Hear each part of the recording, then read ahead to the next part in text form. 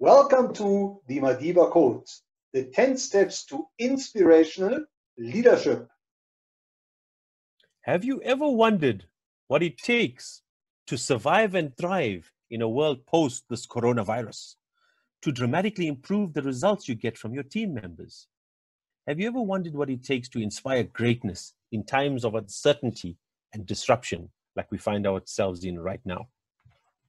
Now, Forbes magazine has called inspiration the X factor of leadership because they say inspiration is that elusive quality that makes you seem more interesting, more attractive, wiser, and more influential than those who lack it. So remember, why the Madiba Code? Well, we selected Madiba, who is Mr. Nelson Mandela, affectionately called Madiba in South Africa and around the world, because he is the archetype of the magician. He is well loved in our country as the founder and the father of the nation, the creator of the Rainbow Nation, which he delivered without any war. Yeah? He inspired South Africans by inspiring them to be proudly South African and working towards his vision of a Rainbow Nation. He made it happen. He's an inspirational leader par excellence. So what we did, we took over 10 years of research of Mandela's life and legacy, together with very rare footage, video footage that many of you have never seen before, and with analytical discourse by Dr. Nick and myself, who are your inspiration coaches. We have developed this inspirational leadership course to help you to inspire greatness in your organization and within your teams, especially in these times of uncertainty. Now, Doc and I believe this is the time to rekindle this legacy of Mandela. There's a lot of turbulence in this world. There's a lot of toxic leadership also in the world. So inspirational and conscious leaders like Madiba need to be remembered and celebrated, and we're bringing it back to the boardrooms and to our homes. Well, this is a very important point to make because inspirational leadership, the Madiba Code, applies to your personal leadership as much as it does to your team leadership. So you will see these principles of inspiration determine how you lead yourself, you lead your career, you lead your family, and you lead your team, and ultimately you lead the world. Now, when Forbes was talking about the X factor, inspiration being the X factor of leadership, here's really what inspirational leadership achieves. It will get you ideas adopted easier. It will get your projects implemented faster. It will help you to negotiate and close deals more effectively. It will help you to receive higher performance ratings, and you will be viewed as more attractive and desirable. And I believe this is something, remember, that you call the ROI, the leadership ROI. Absolutely, Doc. I mean, who doesn't want to be more attractive and more in demand? So the leadership of the future will be measured by return on inspiration, the inspiration you put in and what you get out. And ROI is simply going to be the following. You, by being this inspirational leader, will create a work environment where people are emotionally committed to the organization's goals. You'll build an energetic and positive attitude in others and inspire them to do their very best and in times beyond their best, especially in these times of change and uncertainty that we find ourselves in. You'll create a common sense of purpose where people invest extra energy and their own time. You will be creating and leading a high performance team. That will be your return on inspiration. Thank you. Now, over the past 20 years, we have researched and applied and taught the principles of inspirational leadership across the world in 25 countries, across 5 continents. And these are the prime clients in my network. And as you can see, primarily in financial services, in professional services, in the IT sector, and in government. I worked in the metals and mining space as well as the investment banking space and the energy space for 20 years across 4 different continents, built up a very strong client network in the mineral resources, energy, and being a corporate investment banker for many years as well, I've got very strong networks in some of the multinational banks and law firms that I've worked with. Now, these 10 steps, these 10 principles of inspirational leadership have helped me to build a global media brand on the likes of CNBC Africa and Carte Blanche. They have helped South Africa to achieve the highest brand advocacy score in the history of the FIFA World Cup, and that is a 92%. It's a 2010 FIFA World Cup. They helped me to develop strategic relationships with global leaders, more than 100 global leaders, including a state president, an Olympian athlete, and one of the most celebrated World Cup holders. It has enabled a consulting client of mine to grow their business 10x, 10 times over 10 years, and it has propelled my FIFA World Cup book to bestseller status with 500,000 copies in print.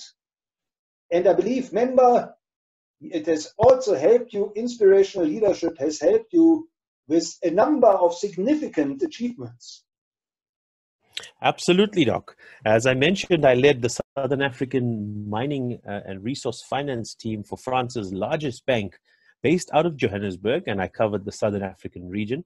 I took that business 9 times in revenues, from $400,000 when I took over to 6 years later, $3.5 million of annuity income, which continues long after my departure, given the nature of the business and the long-term loans that we put in place with some very large multinational mining companies and oil and gas companies too. I also served as a director and chairman on the board of an offshore gold exploration company, where we were searching for gold off the continental shelves of South Africa, Namibia, New Zealand, Chile, Argentina, and Alaska. I've, over 20 years, developed strategic relationships with CEOs and CFOs of most metals and mining companies that operate on this continent. Well, let us not forget the biggest physical and mental achievement to date of my 46 years in existence is when I summited and reached Uhuru Peak on the top of Mount Kilimanjaro, all of 5,895 meters above the mean sea level. It was quite an achievement, and Doc, let me tell you, absolutely nothing, no amount of fitness or anything will prepare you for the last half a day when you summit up to Uhuru Peak, where physically you shut down. It's all about mental capacity, all about it. So it was phenomenal. And this picture I use today to help me to overcome any problems that I have in my life. I just look at this and my problems disappear. Well done, member. Now, in our research in our leadership research and our leadership work, we have come to, over the last 15 years, we have come to identify 5 levels of employee commitments that are key, that you can actually drive and determine through inspirational leadership. Now, the first level is total commitment, where you find your employees actually going the extra mile and exceeding expectations. Level 2 is called active compliance, where you basically fulfill your job description, but not much more. Level 3, reluctant compliance, where you find employees do just the minimum to stay out of trouble. Level 4, apathy. Now here, your employees don't really care about your clients, they don't care about the brand, they only care about one event in a month's time. Remember, you can guess I'm talking about? Is the paycheck. The paycheck, payday. That's it, payday. Thank you. And level 5 is called terminal apathy, where you find employees involved in destructive behavior, such as sabotage, theft, and fraud. So, remember, in your research, in our research, we have discovered the stats, the global stats in the global workforce when it comes to employee commitment. And I think they do not look pretty. Not at all, Doc. Gallup Management Journal did this research. They looked at the global workforce and found only a meager 7% are at level 1, total commitment. 23% at level 2, 34% are reluctantly compliant at level 3, 27% apathetic, and 9% terminally apathetic. This is not a pretty picture at all. And, it tells you there is a lot of work that leaders need to do to pump that up. Now, all of this comes at a cost. And the cost of non-commitment, according to Gallup, was for US alone, non-committed employees cost the US fiscus 250 to 350 billion US dollars per annum. Quite a big number. Big number indeed. And so, and a big problem indeed. So when we talk of ROI as it being an inspirational leader, we talk about moving as many of those you can from levels of 5, 4, 3, and 2 up to level 1, which is utopia. That's the ideal place you want to be in an organization. Well, that's actually the question that we've been asked so many times in our leadership work over the last 20 years. And that is it possible to actually elevate your employees to perform at level 1, at total commitment? And the short answer is yes, because if you think about the first day on a new job, when you started a new job, at what level did you start? I can guarantee you started at level 1, obviously. You wanted to make a difference. You wanted to make your mark. You wanted to go the extra mile. But then certain factors occurred that made you drop, that made your levels of commitment and performance drop. And in our research over the last 20 years, there are 7 factors, 7 motivators involved that determine employee commitment and determine performance in life. Now, these are the 7 drivers of human motivation. We call it motivational intelligence. They make up your MQ, your motivational quotient. And the first one, and they really determine whether or not a human being is motivated to take action. So the first motivator is a need for assurance, the need to feel certain about the future. And obviously at this point in time, at this time in the history of mankind, this is the motivator that is most needed, as the corona crisis has actually really provoked us to question our future, to question our career, to question our jobs. There's a lot at stake and people need to feel assured. But what happens if you have too much assurance in your life and in your career? You tend to drop into a comfort zone. And that's why we need a challenge in our lives, in our jobs. That's why people run the comrades, or they take a race, as you can see, a bike race up the mountain, and they set targets and goals at work, and critically important for peak performance. And the third motivator is a need that we are literally born with. When we come out of the womb, we are still connected, and our parents do a very good job at keeping us connected. But as we enter the workforce, it becomes harder and harder to connect, to achieve meaningful connection with others. And obviously, this is now the big challenge with Corona, where all of a sudden we cannot connect with other human beings the way we used to. So the fourth motivator is a need for significance. We all need to feel that what we do makes a difference and adds value. And then you can see already these first 4 motivators are literally our survival needs. We need to fulfill and fill up these first 4 motivators every single day of our lives. But if you really want to perform at peak, if you really want to have a totally committed team, there are another 3. And that is the need to grow, to grow spiritually, to grow emotionally, financially, in all aspects of our life. And interestingly, that is the number 1 reason why employees leave a job, because they hit the ceiling. But there comes a point in time where growth is not enough anymore. And we feel the need for contribution, to contribute to the well-being of others. And if you don't do that, you will feel empty somehow. In fact, you will feel that the gaps in the motivators that we help you measure in this program determine whether you feel frustrated in your life and your career, or whether you feel fully satisfied and fulfilled and charged. And possibly the highest motivator is a need for higher association, the need for having purpose and meaning in this life. And that's why people join a movement, go to church, and many times volunteer for activities that don't return any financial benefits, but they are purely associated with a higher purpose. So remember, I believe there was a time in your own career where these 7 motivators played a crucial role and determined your next step. Well, absolutely, Doc. And, over the 5 years that we've been discussing, I started to unpack based on this brilliant model. And I realized my ignoring 3 important motivators has almost led to my destruction. I'll tell you my story. I was a high-flying investment banker at director level, pushed myself. I had great challenges. I was significant.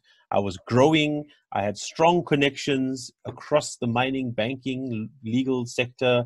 But what I didn't have was assurance, contribution, and a connection with a higher association.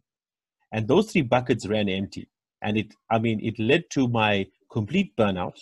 I was, in fact, hospitalized. It was a terrible time in my life. All the work I've done seemed to be for nothing. It led me to having to leave my job and started my own business, where I instill the concept of conscious leadership, where I pay strong attention now to contributing, high association, especially those core 3 central motivators there. So I can tell you, it really helps to pay careful attention and ensure all 7 buckets are being filled constantly in your life. So on this course, the Madiba Code, How to Inspire Greatness in Times of Uncertainty, we're going to take you through the 10-step plan to inspirational leadership. We'll help you to decipher what type of a leader you are. We told you Madiba was a magician. I am an explorer. Doc is a magician. What are you? You'll find who you are. You will declare your mission. We will teach you how to activate the law of expectation in your organization. To become a thought leader, we will take you through all these 10 steps, right the way through how you instill enthusiasm through the mastery of storytelling until you unlock the human spirit within your team. This is how you inspire people. We're going to help you to tap into all 7 of their motivators. And the bottom row is just a sneak peek of some of the toolkits we have in our armory that we will be sharing with you to help you empirically discover each of the 10 steps. And these are broadly, you can take this course, Doc, and you can broadly split it into 4 phases. Please tell the audience what's that about. That's right. There are 4 phases. It all starts with developing your leadership brains, to decipher your leadership archetype, and then to build and story brand your leadership profile, to tell your own story, online and offline, and especially on LinkedIn. And this alone will help you to become a top 1% LinkedIn leader. Phase 2 is all about leading your team through the motivators to establish your motivator gaps and to co-create what we call your code of victory through storytelling, the power of storytelling, and through creating and developing your team storybook, celebrating the best role modeling behaviors of your team members. Phase number 3 is all about leading your client. Now, believe it or not, you need to lead your clients to a better future, and you need to especially leverage what we call the norm of reciprocity. And this is a secret, without giving it away, to build deep relational capital. How we have actually built deep relationships with more than 100 global leaders, and how to influence future leaders, because you want to invest in the future of your clients. And that will literally deliver clients for life. And phase number 4 is how to become a thought leader. As you know, in this new economy, content is a new currency, and we will help you to identify your key messaging pillars, how to share your insights on the world's number one content marketing platform, that is LinkedIn, and how to become an influencer on LinkedIn. And I'm very pleased to say this formula alone has helped me to earn 5.75 million views, content views on LinkedIn last year. This is the Madiba Code, how to inspire greatness in times of uncertainty. We would like to now invite you to join us for a 30-minute conference call if you're interested to learn more about how we can apply this blueprint to create a bespoke course for your organization in fitting with the level of participants, i.e. the title within the organization and the number of participants. It's not a one-size-fits-all. This is the blueprint. It's a snapshot of tools that we have to inspire greatness. So we look forward to having a call with you where we go into the design phase, as we call it, and we'll unpack more details then. Thank you for your time. Thank you, and see you soon.